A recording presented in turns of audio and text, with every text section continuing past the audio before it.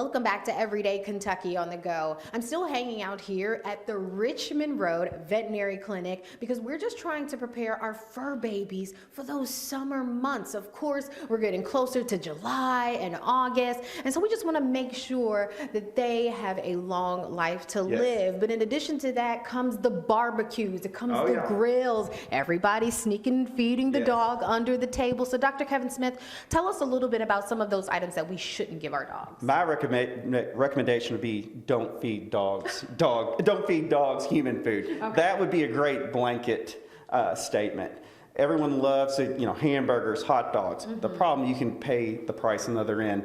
Vomiting's very common, diarrhea is very common, and it seems like these things always happen in the middle of the night. So I would recommend, for the health of the dog and also for cleanup at home, the less people food, or to me, not at all, the better. Yeah. But there are some toxic foods, avoiding chocolates, onions, garlic,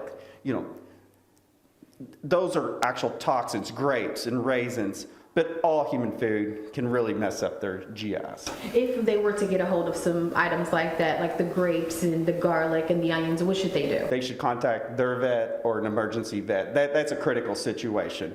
A hamburger or a hot dog, we can just monitor the dog just to make sure, their stomachs, do well through it. But the more toxic things are the ones we need to be concerned about. Absolutely. And so, of course, with the warmer temperatures, tell us about grooming. Should we keep what should we do? So I like to keep my dogs brushed very well, get all that dead hair out of them so their coat and their skin can actually breathe.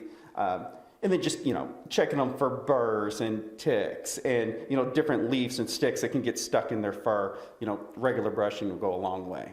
Okay, well, thank you so much for all the tips and tricks on how to keep our fur babies safe during the warmer temperatures. And thank you so much for hanging out with us and being such a good sport. If you have any questions, you make sure to check out, of course, the Richmond Road Veterinary Clinic, and we will have a link to their website on ours, wkyt.com. But thanks so much for joining us on today's segment of Everyday Kentucky on the Go. I'm India Jones.